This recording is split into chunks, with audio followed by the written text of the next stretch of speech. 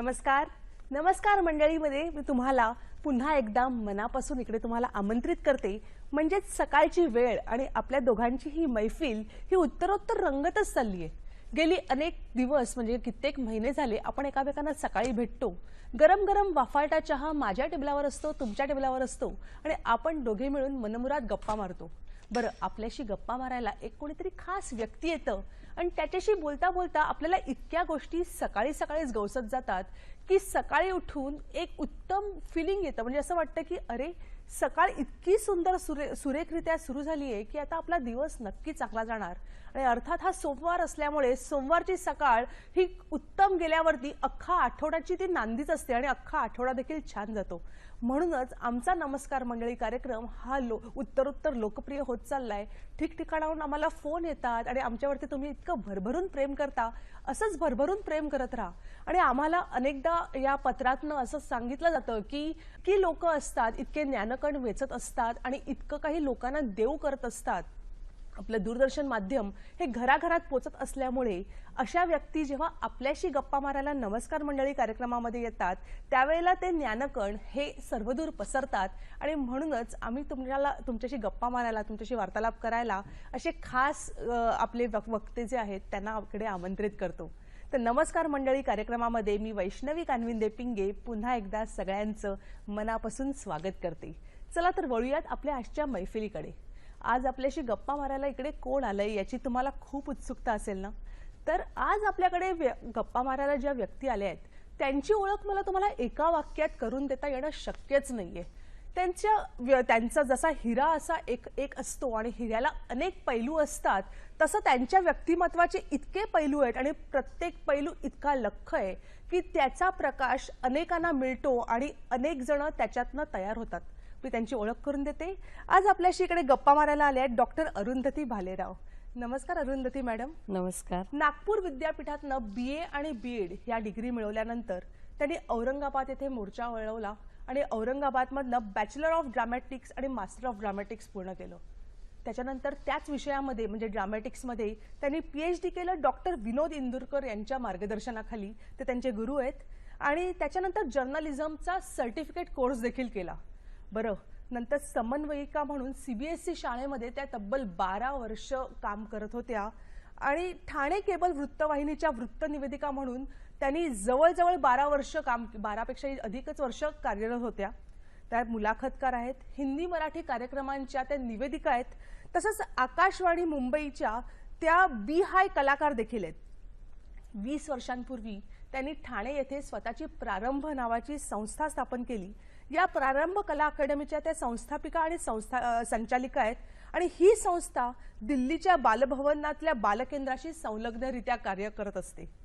AB events ही संस्था देखील स्थापन केली आणि या इव्हेंट्स आणि AB इव्हेंट्स अँड मॅनेजमेंट याच्या देखील त्या संचालिका म्हणून कार्यरत आहेत। स्वतः लेखिका आहेत, प्रायोगिक नाटकाच्या दिग्दर्शिका आहेत, नाट्य प्रशिक्षिका देखील आहेत आणि सगळ्यात महत्त्वाचं म्हणजे त्या मोटिवेशनल स्पीकर आहेत। म्हणजे सकाळी सकाळी आपल्याला जेव्हा एखादी व्यक्ती खूप काही असं सांगून जाते की ते आपल्याला ती पुंजी फक्त दिवसासाठीच नाही तर आपल्या आयुष्यासाठी देखील पुरते आणि हे आपल्याला या मुलाखतीतून कळणारच आहे।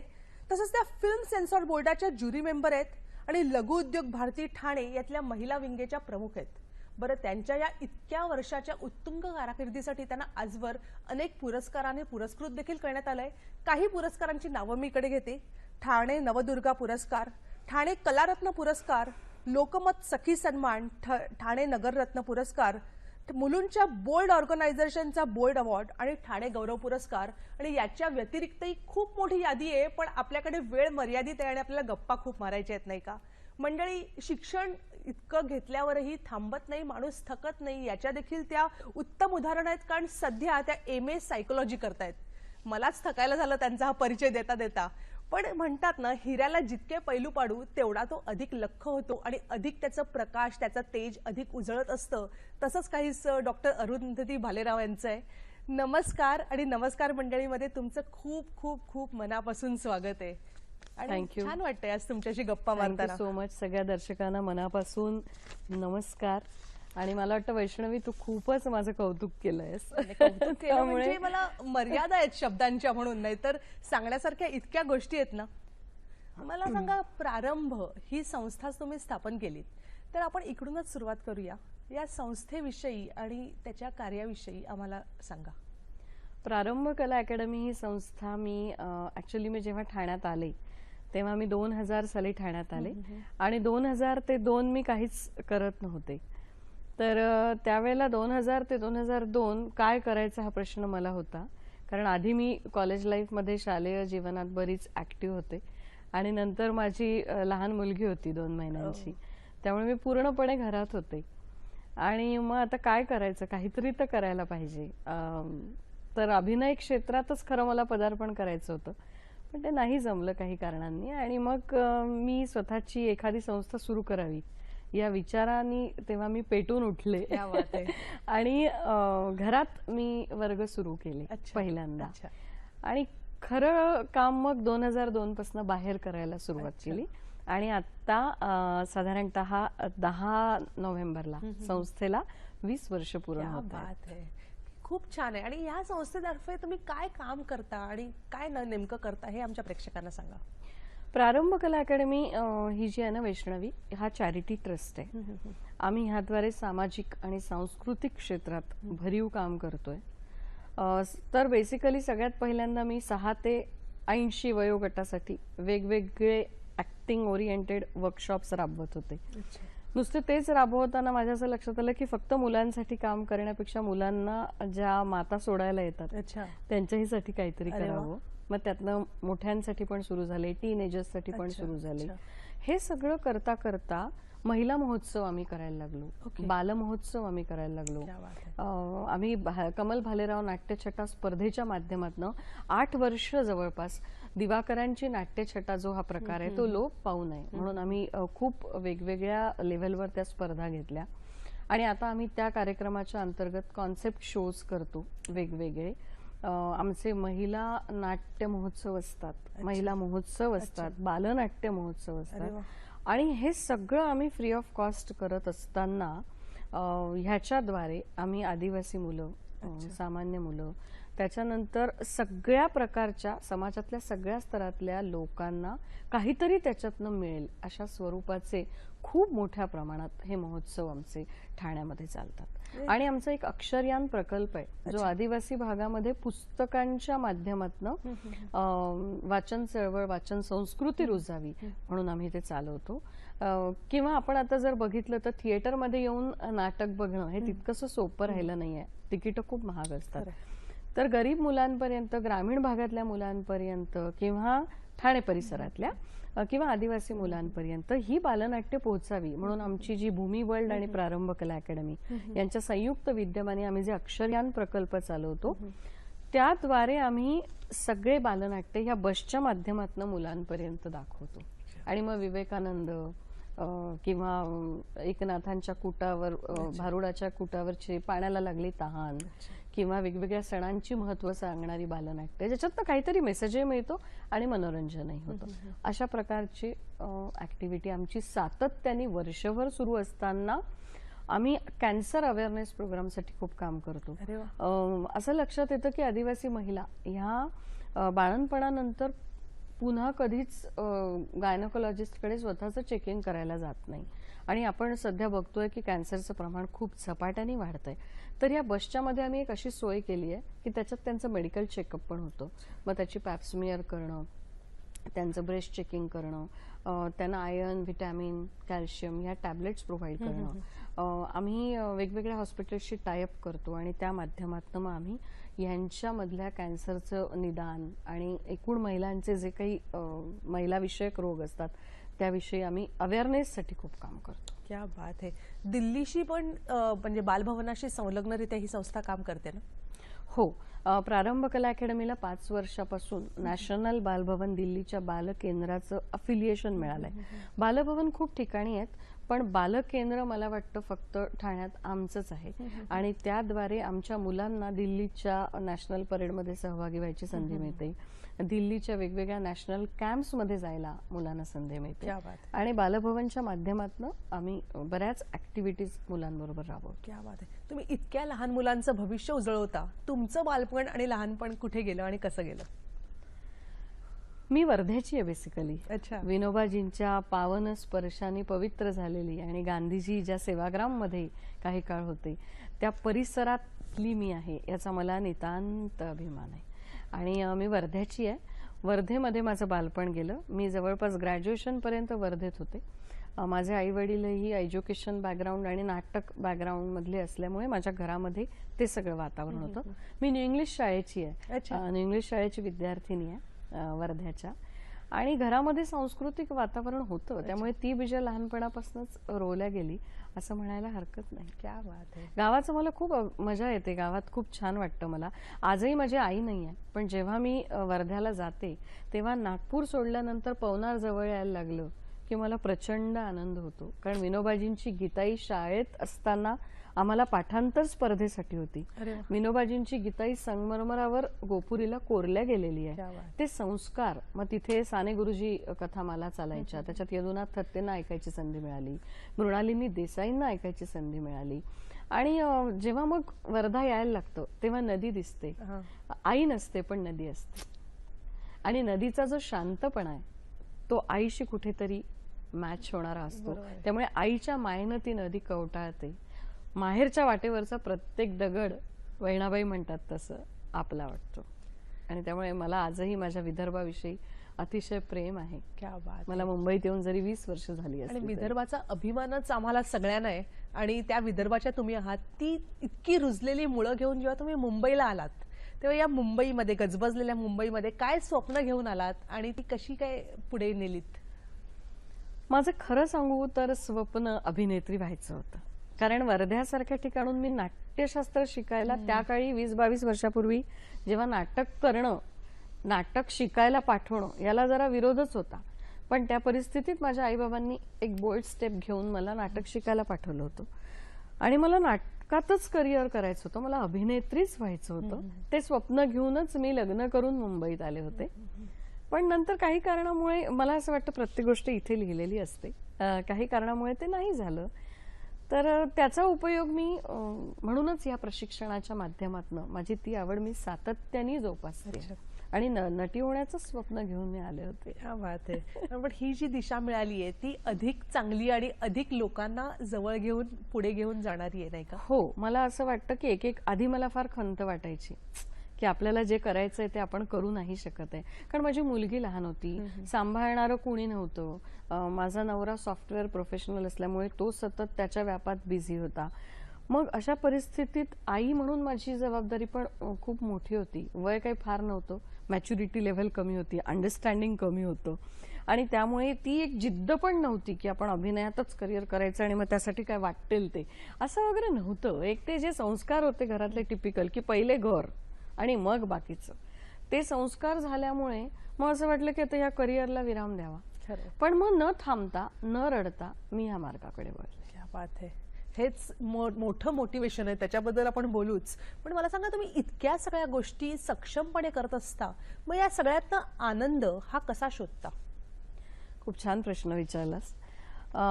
आनंद हा एक भाव आहे. तो शुद्ध भाव आहे. मला नेहमी असं वाटतं की भूतकाळातल्या स्मृती आणि भविष्य काळातली भीती या दोन्हीपासून माणूस जेव्हा मुक्त होईल, ते होत नाही, इतकं सोपं नाही आहे ते, पण या दोन्हीपासून माणूस जेव्हा मुक्त होईल तेव्हा मन रिक्त होईल. कारण दुसऱ्याला आनंद द्यायला आणि स्वतः आनंद घ्यायला आपल्याकडे आनंदाचा स्टॉक हवा ना. त्याच्यासाठी मला असं वाटतं की मन एकदम ट्रान्सपरंट पाहिजे, स्वच्छ पाहिजे. मनामध्ये कुठलीही अडी नको. रात्री झोपताना आज दिवसभरात काय झालंय, वाईट जे काही झालं असेल त्याचा स्विच ऑफ करता आलं पाहिजे. आणि येणारा नवीन दिवस नव्या आशेनं, नव्या उमेदीनं जेव्हा आपण सुरू करतो तेव्हा मिळणारा आनंद हा अवर्णनीय असतो. आणि आनंद मी अनेक गोष्टीतनं शोधत असते. तर तुला अगदीच सांगा, तू आता मला प्रश्न विचारला की तुम्ही आनंद कसा मिळवता. मला खूप छोट्या छोट्या गोष्टींना आनंद घ्यायची सवय झाली आहे. दुर्दैवाने आता आनंद शोधावा लागतो. सामाजिक स्थित्यंतर, बदलती परिस्थिती, वाढते तणाव, वाढती स्पर्धा याच्यामध्ये आपण कुठेतरी आनंद हरवून बसत चाललोय आणि झापडं बांधून आपण फक्त एका दिशेने प्रवास करत चाललोय. त्या ह्याच्यात आनंद हा जाणीवपूर्वक आपल्याला शोधावा लागतोय.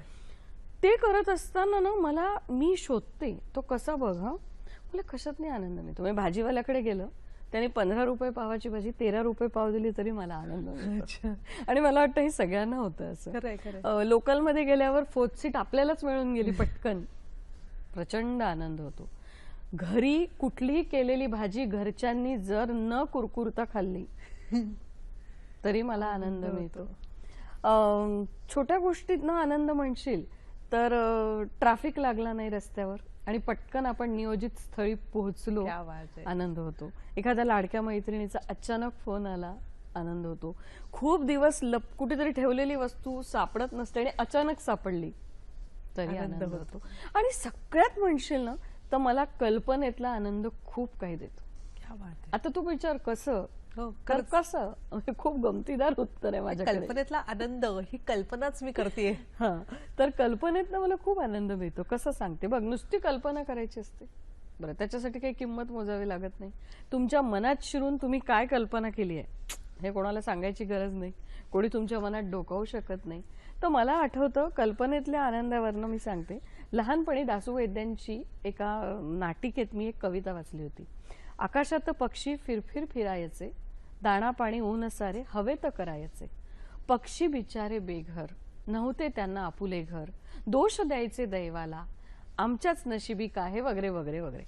आता ही कविता मी जेव्हा वाचायचे तेव्हा मला प्रचंड वाईट वाटायचं. लग्नाआधी लहानपणी, इनोसन्स होता कारण तेव्हा, आणि असं वाटायचं की अरे बिचारे पक्षी, खरंच ना त्यांना घर नाही, राहायला जागा नाही, किती वाईट असं वाटायचं. कालांतराने जेव्हा माझं लग्न झालं आणि आता 25 वर्षानंतर तो इनोसन्स संपला. परवा मी खिडकीत बसले होते चहा पीत आणि मला खूप पक्षी दिसले. चिमण्या, कावळे, पोपट, या झाडाहून त्या झाडावर, त्या झाडाहून त्या झाडावर, या घरातून त्या घरात.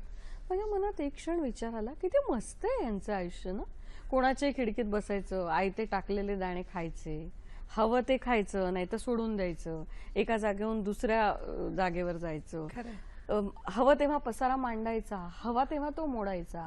बरं, यांना कुठलंच टेन्शन नाही, घराला कुलूप लावण्याचं टेन्शन नाही आहे, यांना फिक्स डिपॉझिटचं टेन्शन नाही आहे, यांना गॅस संपला का, बाई आली की नाही कामाला वेळेवर, घरात सकाळी काय भाजी करायची, दुपारी काय नाश्ता करायचा, संध्याकाळी स्वयंपाक काय करायचा, वॉशिंग मशीन बिघडली आहे, कोणाला तरी बोलवायचं, यांना कुठलंच टेन्शन नाही आहे. ही किती वेगवेगळ्या घरांमध्ये बसू शकतात यार. सगळ्यात सुखी हे आहे. म्हणजे जे पक्षी बेघर असलेले मला वाईट वाटायचं, त्या पक्ष्यांना आता अशा स्थितीत बघताना मला खूप आनंद मिळायला लागला. तर मला असं वाटतं हा कल्पनेतला आनंद मला खूप सुखावून देणारा असतो. असा आनंद मी खूप शोधत असते. म्हणजे अगदी तुला सांगायचं झालं तर मला जेव्हा लहर येते तेव्हा मी हा विचार करत नाही की पैसे खर्च होतील, ट्रॅफिक लागेल, टोल भरावे लागतील. टोल किती महाग आहेत आपल्याकडे, टोल भरावे लागतील, काही विचार करत नाही. बिनधास्त गाडी काढायला सांगते ड्रायव्हरला आणि मी 2-4 मैत्रिणी गाडीत घालते आणि मी शिर्डीकडे प्रयाण करते. का तर शिर्डीत जाऊनच साईबाबा मिळतात असं काही नाही हे मला माहिती आहे. मी घरात बसूनही त्यांना नमस्कार करू शकते. पण रस्त्यावर जाताना ती उसाची गुऱ्हाळं, गावाच्या वेशीच्या पारावर गावकरी निवांत बसलेले, कुठेतरी एखाद्या झाडाला लटकलेलं टायर, त्याच्यावर गावातली एखादी छोटीशी मुलगी उन्हाळपणे झोके घेताना बघितली, कांद्याचे पोते बघितले की मला प्रचंड आनंद मिळतो. आणि रोज आपण जेव्हा कामाच्या ठिकाणी जातो तेव्हा डोळ्यावर झापडं बांधलेली असतात. अगदी रुटीन पद्धतीने आपण प्रॅक्टिकली निर्जीव होऊन प्रवास करत असतो. पण जेव्हा मी मुद्दाम अशी फिरायला निघते गाडीतनं तेव्हा मी काच खाली घेते गाडीची. बॅकसीट वरनं उगाच ठीक चला ना रे, दिखता नाही क्या अशा 2-4 उगाच शिव्या बिव्या देणे. येत काहीच नाही गाडी बिडी, पण मजा येते असं आरडाओरडा करायला. माणसांचा अभ्यास करायला मिळतो.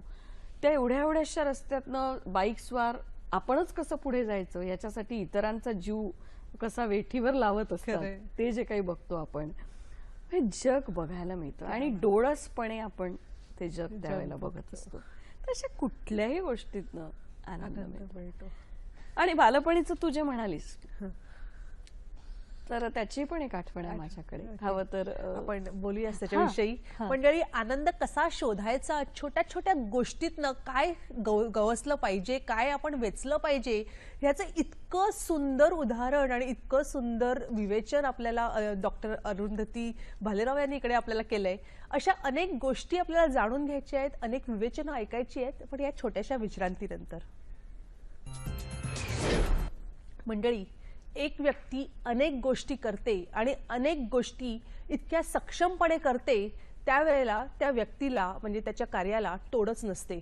आणि ती व्यक्ती मोटिवेशनल स्पीकर असते आणि त्यामुळे तिच्याकडनं आपल्याला शिकण्यासारखं अनेक गोष्टी मिळत जातात. आज आपण डॉक्टर अरुंधती भालेराव यांच्याशी नमस्कार मंडळीमध्ये गप्पा मारतोय आणि त्यांच्या बोलणं ऐकताना किंवा त्यांचे छोटे छोटे आनंद शोधायचे जे आपल्याही आयुष्यात कायम असतं, पण आपण ते कधी शोधतच नाही. पण आज त्यांचं म्हणणं ऐकताना, त्यांच्याबद्दल त्यांची जी माहिती आहे ती ऐकताना आपल्याला अनेक गोष्टी ह्या नकळत गवसत जातील आणि त्या शिदोरीचा आपल्याला नक्की फायदा होईल. त्यामुळे नक्की बघत राहा आजचा हा नमस्कार मंडळी कार्यक्रम. हा विशेष कार्यक्रम आहे आजचा. अरुंधतीजी, मग तुम्ही म्हणाल की गावाकडच्या काही हो, आठवणी, गावाकडच्या आठवणी सांगायच्या. चिक्कार आहेत ग, पण त्यातल्या 1-2 आठवणी मला सांगायला आवडेल. मी अगदी लहान असताना आमच्या गावामध्ये भगवे वस्त्र परिधान केलेले, अच्छा हातामध्ये टाळ, अच्छा कपाळाला पांढरा टिळा आणि फक्त टाळ वाजवत, गोड चेहऱ्यावर हास्य ठेवत, कशाचीही काहीही मागणी न करता एक फकीर यायचा. अच्छा त्याला आम्ही सगळी लहान मुलं रघुपती म्हणायचो. अच्छा कारण तो तोंडाने जर बोलला तर फक्त रघुपती राघव राजाराम पतित पावन सीताराम एवढंच म्हणायचा. तर कुठूनही दुरून ते टाळ ऐकू आले की आम्ही धावत दरवाजाकडे यायचं आणि रघुपती आला असं म्हणत जायचं. हा रघुपती तोंडाने एक गोष्ट बोलायचा, जो देगा उसका भी भला, जो नहीं देगा उसका भी भला. म्हणजे जो देणार नाही त्याही जीवांसाठी सुफी पंथाच्या विचारांचं सार स्वतःमध्ये एकवटून तो याचना करताना देवाला हेच म्हणायचा की जो देगा उसका भी भला, जो नहीं देगा उसका भी भला. या रघुपतीशी मी कुठेतरी इंटरनली खूप कनेक्ट झाले होते. त्याच्या ठराविक वेळांना येण्याच्या मला ओढ लागलेली असायची की रघुपती आता कधी दिसतो. आणि तो दुरून येताना जरी दिसला, वयस्कर होते ते, आपले आजोबा येत आहेत असं कुठेतरी वाटायचं. काळाच्या बदलत्या काळाबरोबर हा रघुपती कालबाह्य झाला, तो फकीर गायब झाला, नाहीसा झाला. आत्ता एक 8 दिवसापूर्वी असाच एक फकीर मला त्याच वेशातला मला रस्त्याने दिसला. मला माझ्या रघुपतीची खूप आठवण आली. फरक इतकाच होता, काळाबरोबर माझा रघुपती काहीच मागत नव्हता. तो म्हणायचा जो देगा उसका भी भला, नाही देगा उसका भी भला. हा फकीर सतत फक्त मागणी करत होता, दो म्हणत होता, दान मागत होता आणि नाही दिलं तर शाप देत होता. काळाचा महिमा. वेळ बदलतीये, त्याचंच हे उदाहरण म्हणायला लागेल. मला सांगा, तुम्ही एवढ्या सगळ्या गोष्टी एका वेळेला करत असतात, मल्टीटास्किंग करत असतात आणि सगळ्या गोष्टी उत्तमरित्याच करत असतात, पण ह्याच्यामध्ये तुम्हाला वेळच मिळत नाही असं कधी होतं का? किंवा टाइम मॅनेजमेंट तुम्ही कशा करता? वेळच मिळत नाही असं वगैरे खरं काही नसतं. म्हणजे माझ्या काही मैत्रिणी मला जेव्हा म्हणतात ना, तुझी प्रचंड आठवण आली ग, तुला खूप बोलायचं होतं पण वेळच मिळत नाही, तेव्हा मी त्यांना म्हणते सपशेल खोटं बोलताय तुम्ही, अजिबात असं खोटं बोलू नका. मला वाटतं वेळ मिळत नसतो, तो काढावा लागतो. मीच नाही, आपण समाजात इतकी माणसं बघत असतो मल्टीटास्किंग करणारी. मला असं वाटतं की जी गोष्ट तुम्हाला आवडते ना, ती तुम्ही करायचं ठरवलं की तुम्ही वेळ आपोआप काढता, टाइम मॅनेजमेंट आपोआप करता. हां, फक्त 2 गोष्टी आहेत माझ्या आयुष्यात, 4C आणि 4D यांना फार महत्व आहे. आता ते कोणते 4C? तर एक तर कमिटमेंट, क्लॅरिटी, कॅरेक्टर आणि कन्सिस्टन्सी. ह्या 4 गोष्टी महत्वाच्या आहेत. D मध्ये डिटर्मिनेशन, डिरेक्शन, डेडिकेशन, ह्या गोष्टी पण माझ्या दृष्टीने खूप महत्वाच्या आहेत. या सगळ्या गोष्टींचा विचार करत जर आपण टाइम मॅनेजमेंट केलं, मुळात आपण रोजच्या कामांची जर नोंद केली ना आपल्या वहीत की आज मला एवढी कामं पूर्ण करायची आहेत, तर आपण नकळत त्या डायरीशी जोडल्या जातो. आपली एक कमिटमेंट असते त्या डायरी बरोबर की हे काम आपल्याला पूर्ण करायचं आहे. आणि केल्यानंतर जेव्हा आपण टिक करतो तेव्हा तो जो आनंद असतो की अरे आपलं हे काम झालं, नाही झालं तर रात्री प्रचंड अस्वस्थता येते. त्यामुळे मला असं वाटतं की वेळ मिळतो त्याचं व्यवस्थित प्लॅनिंग केलं तर तो वेळ मिळत असतो. उलट मला बरेचदा असं वाटतं की खूप वेळ वाया पण जातो. खरंय, खरंय. इतकं सगळं करूनही बराच वेळ आपल्याला मिळत असतो. खरंय, खरंय. आणि एक गोष्ट मात्र नेहमी वाटते की फक्त 24 तासाचा नको दिवस, 48 तासाचा व्हायला पाहिजे. 24 तास कमी पडतात. लोक म्हणतात 12 तासाचा असला पाहिजे.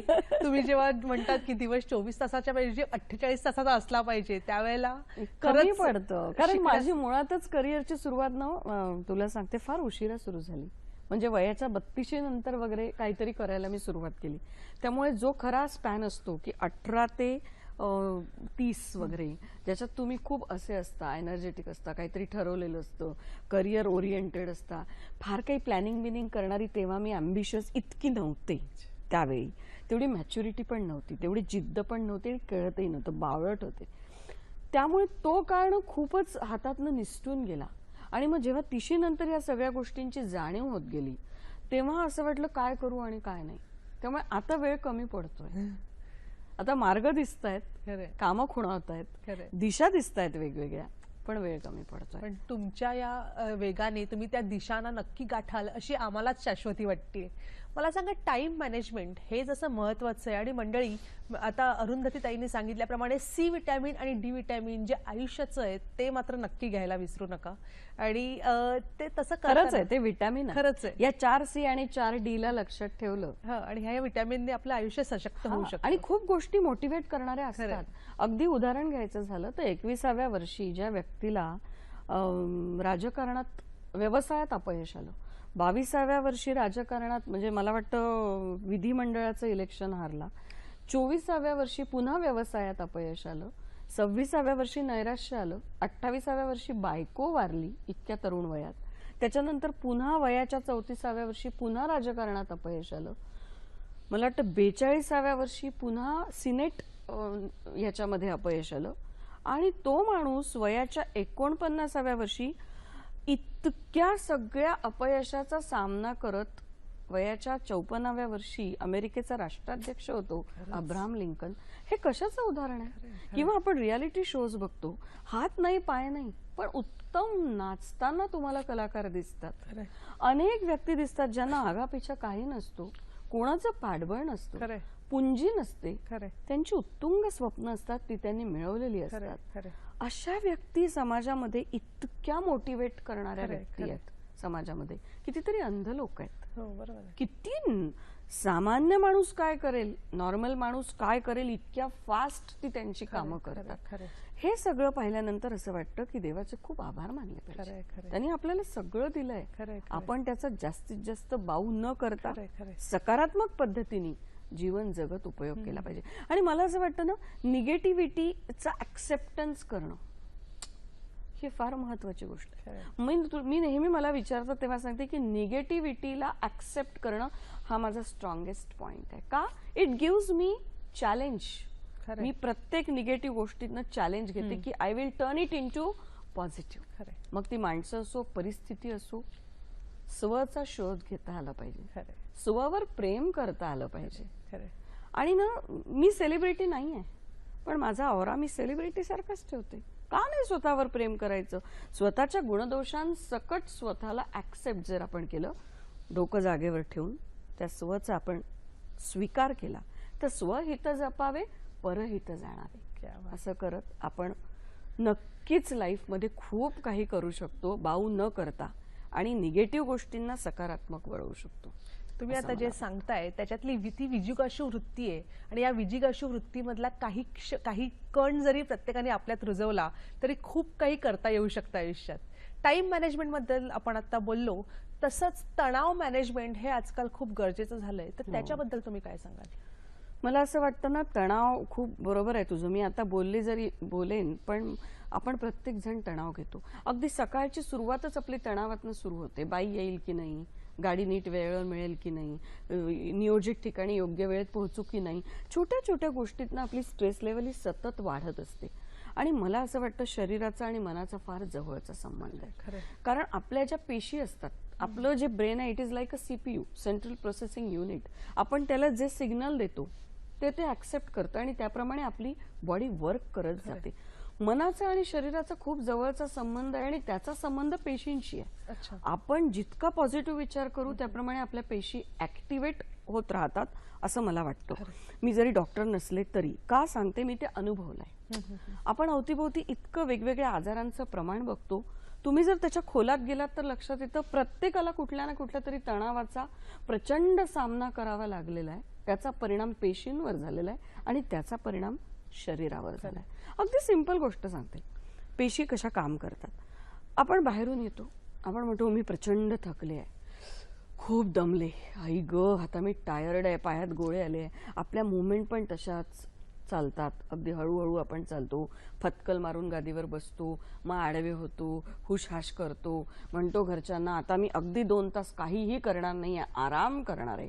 आणि थकवा थकवा थकवा, मी दमले आहे, मी थकले आहे, असं आपण इतके वेळा आपल्याला सांगत असतो मनाला, शरीराला, की बॉडी तसंच सिग्नल द्यायला लागते, पेशी तशाच काम करायला लागतात. पण हेच ह्याच थकलेल्या स्थितीत जर आपल्या एखाद्या अत्यंत लाडक्या मित्राचा किंवा मैत्रिणीचा फोन आला आणि तिने जर आपल्याला त्याने म्हटलं चलते का सिसिडीत कॉफी प्यायला, 120 ची किक आपल्याला बसते, पार विसरून जातो थकवा विकवा आणि दुप्पट जोमाने आपली बॉडी मुवमेंट करायला लागते, काम करते. आणि आपण पोहोचलेलो असतो सिसिडीत. घरचे म्हणतात अगं तू थकली होतीस ना, झोपणार होतीस ना, कुठे गेला थकवा. हे सगळं काय आहे, हा आपल्या पेशींचा आपल्या शरीराबरोबर होणारा संबंध आहे. म्हणून मला असं वाटतं की तणाव आपण घ्यायला नको. येतो तो, प्रत्येकाला येतो, येत राहतो, पण मॅक्झिमम वेनी तो कसा रिलॅक्स करायचा, त्याच्यासाठी स्विच ऑफ स्विच ऑन कसं करायचं. तणाव येतोय असं वाटल्यानंतर जी गोष्ट करून आनंद मिळतो, मग एखादी छोटीशी कविता वाचा, एखादं युट्यूबवर काहीतरी चांगलं मोटिवेट करणारं एखादं लेक्चर ऐका. अशा छोट्या छोट्या गोष्टीतनं स्ट्रेस आपल्याला रिलीज करता येईल. क्या बात आहे.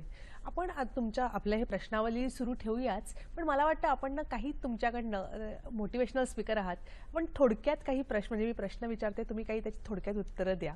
आणि आपण हा एक साधारण खेळच म्हणूया आपण, तर करूया आपण. तुम्हाला कोणत्या गोष्टीची चीड येते? चांगला प्रश्न आहे. मला ना माणसं जेव्हा ट्रान्सपरंट नसतात, आत एक आणि बाहेर एक असं वागतात, खूप परखड असलं पाहिजे, खरंय, काही हरकत नाही, पण त्यांनी तुमचं अंतरंग छान राहतं, ते भाव तुमच्या चेहऱ्यावर रिफ्लेक्ट होतात. मला खोटेपणाचा खूप राग आहे, खूप चीड आहे.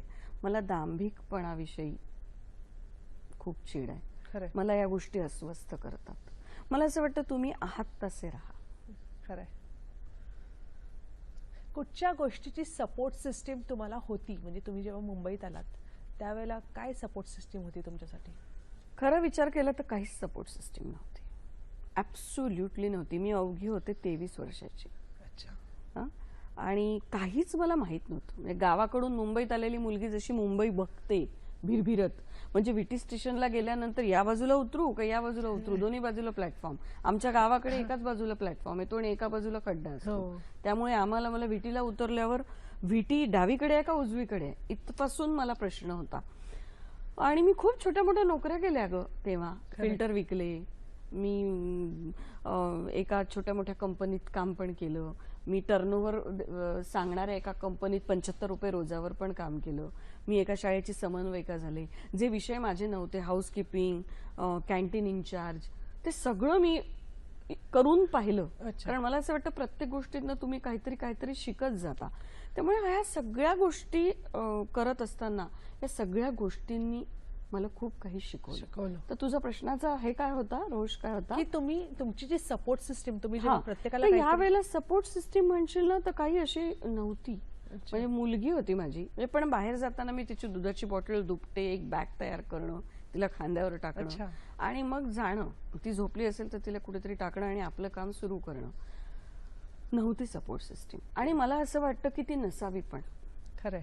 खूप गोंजारणारे असले ना भोवती, आपल्या आई आहे, आजी आहे. मी तर खूप भरल्या घरात आली होती. खरंय. आजी, आजोबा, 2 आज्या, आई, बाबा, 2 बहिणी, आजूबाजूचा गोतावळा, नातेवाईकांचा गोतावळा. आणि मुंबईत आल्यावर अक्षरशः खरंच काळं कुत्रं आपलं नाही अशी स्थिती. खरंय. पण मला असं वाटतं की ती सपोर्ट सिस्टीम नसणं हे फार चांगलं होतं. मी त्याच्याकडे फार सकारात्मक बघते, कारण त्यामुळे प्रत्येक गोष्टीला फेस करणं, त्यातनं पुन्हा उभं राहणं, पुन्हा धडपडणं, पुन्हा पडणं, पुन्हा उभं राहणं, कोशिश करने वालों की कभी हार हार नहीं नहीं होती. होती. नन्ही चिटी दाना लेकर चढती है 100 बार फिसलती है. मला ही कविता खूप आवडते हरिवंशराय बच्चनची. खरंय, खरंय. खरी गोष्ट आहे, जेव्हा सपोर्ट सिस्टीम नसते तेव्हा माणूस अधिक स्वतःला प्रूव्ह करत खरंय, जातो खरंय. असं मला वाटतं. स्वतःचा कणा स्वतःच ताट ठेवायला शिकलं पाहिजे, कारण त्यामुळेच आपण पुढचं आयुष्य आपलं खूप सरळ आणि चांगलं जाऊ शकतं. मला सांगा की तुम्ही मुंबईत जेव्हा आलात, सपोर्ट सिस्टीम नव्हती, तेव्हा पहिल्यांदा काय नोकरी किंवा काय उद्योग केलेत? खरं सांगू का, मी अगदी मुलगी लहान होती, बघणार कोणी नव्हतं, तर मी लिटरली जे माझ्या अजिबात आवडीचं काम नव्हतं, पण मला रिकामं बसायचं नव्हतं, म्हणून मी घरी बसून एक मुलगी बोलवली इन्स्ट्रक्टर, आणि मोत्याचे दागिने करायला शिकले. अच्छा. तरतरीच्या बांगड्या करणं, कानातले करणं, अच्छा. गळ्यातली करणं. अच्छा. ते काय मी विकत नव्हते, पण घरी कोणी आलं तर त्यांना भेट देता यावं. आणि अशी मी मुलगी झोपली की रात्री 1:30 2-2 वाजेपर्यंत वेड्यासारखी ते दागिने करत बसायचे. क्या बात आहे. आणि नवरा म्हणायचा, अगं झोप आता, बस झालं, पण मी तरी ते करत राहायची. मला त्यातनं खूप क्रिएटिव्हिटीचा आनंद मिळायचा. नंतर मी लिटरली एका कंपनीत डोअर टू डोअर जाऊन फिल्टर्स विकले. ते पण मी काम केलं, कारण मला आर्थिक आम्ही तेवढे हे नव्हतो, कारण आम्ही तेच नाटकच करायला मुंबईत नवरा बायको दोघंही आलो होतो, त्यामुळे आर्थिक घडी आमची बसलेली नव्हती आणि आम्हाला कोणाच्याही कडनं आर्थिक मदत घ्यायची नव्हती. बरोबर. त्यामुळे 75 रुपये रोजावर पण मी फोर्टला जाऊन काम अच्छा. केलं. मी ठाण्यातही छोटे मोठे जॉब्स केले. अच्छा. नंतर मी एका शाळेत समन्वयिका म्हणून 9 वर्ष, जवळपास 12 वर्ष 12 वर्ष. काम केलं. तिथून मग आयुष्याला पुन्हा प्रारंभच्या याच्या त्याच्या माध्यमातून वेगळी दिशा मिळत. अच्छा. पण मला त्याचं अजिबात दुःख वगैरे नाही आहे की मी फिल्टर विकले आणि मी डोअर टू डोअर गेले. मला असं वाटतं की मजा होती त्यातनं मी खूप काही शिकले. प्रत्येक गोष्ट शिकवतच मला जाते. माणसांचा अभ्यास करता आला, हो. नवीन नवीन गोष्टी माहिती झाल्या, लाईफ काय असतं, हे सर्व्हायव्हल साठी काय करायला पाहिजे. आतापर्यंत आई बाबांच्या छत्रात अगदी पॅम्पर्ड चाइल्ड म्हणून मी वाढले होते. इथे सगळं स्वतःला खरंय, करायचं. खरंय. सो त्याच्यातनं खूप शिकायला मिळालं. तुम्ही स्वतःकडे बघता, म्हणजे जेव्हा तुम्ही स्वतःविषयी अभ्यास करता, तेव्हा अशा कुठच्या 5 नकारात्मक गोष्टी किंवा निगेटिव्हिटीज तुम्हाला जाणवतात? माझ्यातल्या आहेत, माझ्यात 5 काय 10-15 असतील, पण आता तू 5 विचारते तर मी 5 स्वतःतल्या निगेटिव्हिटीज शोधणं हे कठीण असतं ना. ओव्हर सेन्सिटिव्हिटी, ज्याचा मला खूप त्रास होतो. म्हणजे मी ओव्हर सेन्सिटिव्ह, म्हणजे अगदी बिल्डिंग मधला 7-8 वर्ष दिसणारा सिक्युरिटी जरी बदलून गेला तरी मला 8 दिवस त्रास होतो. अच्छा. ड्रायव्हर जरी काम अचानक सोडून गेला, मी इतकी इमोशनली इन्व्हॉल्व होते, अटॅच होते. घरकाम करणारी बाई अचानक गायब झाली, मला खूप वाईट वाटतं. तर ओव्हर सेन्सिटिव्हिटी हा माझ्यातला निगेटिव्ह पॉइंट आहे. दुसरा माझ्यातला निगेटिव्ह पॉइंट आहे अतिस्पष्ट व्यक्तीपणा. त्याच्यात मला कधी कधी खूप त्रास होतो. माणसं तुटली जातात, दुखावली जातात, पण अतिस्पष्ट व्यक्तीपणा, अतिस्पष्ट असणं हा माझ्यातला निगेटिव्ह पॉइंट आहे. चटकन कोणावरही विश्वास टाकणं. प्रत्येक व्यक्ती चांगलीच, सगळे चांगलेच आहेत, पटकन लोकांना कनेक्ट होऊन जाणं आणि मग माणसांची पारख राहत नाही आणि मग बरेच वेळा चुकीच्या लोकांना जवळ केल्या जातात. त्यामुळे अतिविश्वास, पटकन कोणावरही टाकणं, या 3 गोष्टी. चौथं म्हणशील तर झालेल्या गोष्टींबद्दल अतिविचार करणं, ओव्हर थिंकिंग ज्याला आपण म्हणतो, हे आहे.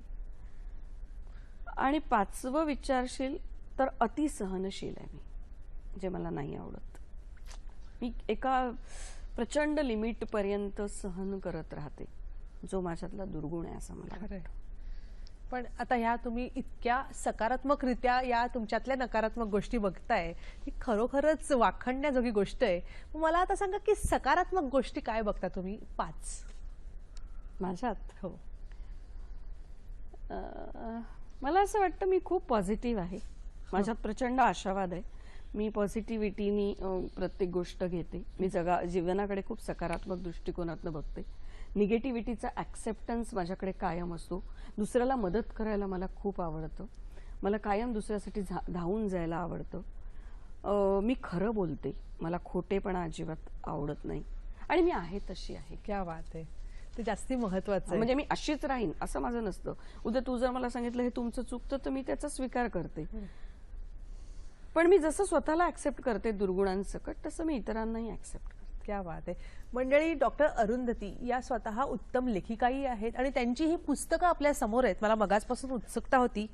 अभिनय संस्कार, डॉक्टर अरुंधती भालेराव, हे एक पुस्तक. झुंज माझी कॅन्सरशी, हे पुस्तक, आणि शून्य से शिखर तक हे पुस्तक याचं लिखाण त्यांनी केलंय आणि खरंच म्हणजे कौतुक करण्यासारखंच आहे. आणि मी काय कौतुक करणार तुमचं. झुंजबाजी कॅन्सरशी मी लिहिलेलं नाहीये, मी संपादन केलेलं पुस्तक आहे. अच्छा. माझ्या आईने लिहिलेलं ते पुस्तक अरे वा. आहे. ती गेल्यामुळे ते अपूर्ण राहिलेलं पुस्तक मी पूर्ण ते केलं. तुम्ही पूर्ण केलंय, ही मोठी गोष्ट आहे.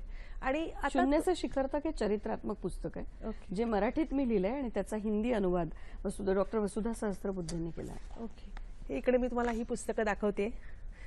मला सांगा की तुम्ही लिखाण करता, पण कुठच्या गोष्टी वाचून किंवा काय ऐकून तुम्हाला स्वतःला इन्स्पिरेशन मिळतं? मला स्वतःला इन्स्पिरेशन, मला प्रत्येकाकडे चांगल्या गोष्टी त्याच्यातल्या शोधत गेल्या की मी इन्स्पायर होत राहते. कारण आपण दुसऱ्याला जेव्हा इन्स्पायर करत राहतो मोटिवेशनल स्पीकरच्या माध्यमातून, तेव्हा स्वतःला इन्स्पायर पण करणं आवश्यक असतं ना. खरंय, मग सतत दुसऱ्यामधल्या चांगल्या क्वालिटी शोधत राहायच्या खरंय. आणि इन्स्पायर होत राहायचं. क्या बात आहे. तुम्हाला कुठच्या गोष्टीची चीड येते अगदी थोडक्यात? खोटेपणा बिलकुल आवडत नाही. माणसं खरी वागत नाही, खोटं खोटं वागतात, समोर एक मागे एक, ट्रान्सपरंट राहत नाहीत, त्या गोष्टी नाही आवडत मला. आणि अगदी जाता जाता तुमच्या चेहऱ्यावरती हे जे नैसर्गिक तेज आहे त्याच्या मागचं काय राज आहे, काय त्याच्या मागे सिक्रेट आहे, आणि ते आपल्या प्रेक्षकांना सांगावं तुम्ही की ते कसं यायला पाहिजे? बापरे, तेज वगैरे मला असं वाटतं की जीवनाकडे सकारात्मक विन विन या पद्धतीने बघा. आहे त्याचा स्वीकार करा, मस्त एन्जॉय करा. लाईफ खूप छोटं आहे, अनप्रेडिक्टेबल आहे. आत्ताचा क्षण माझा आहे, पुढचा क्षण मला माहिती नाही आहे. क्या बात आहे. तुम्ही इकडे आलात, आम्हाला एवढं काही देऊ केलं, त्याच्याबद्दल तुमचे खूप खूप मनापासून धन्यवाद आहेतच. पण तुम्ही जे काही कार्य करताय ते तसंच खूप पुढे त्याच्या शाखा विस्तारित व्हाव्यात आणि अनेक दिशा तुम्ही अशाच तऱ्हेने लढत लढत गाजवाव्यात, या तुम्हाला खूप खूप शुभेच्छा. नमस्कार मंडळी आणि सह्याद्री वाहिनीतर्फे धन्यवाद वैष्णवी. नमस्कार. धन्यवाद.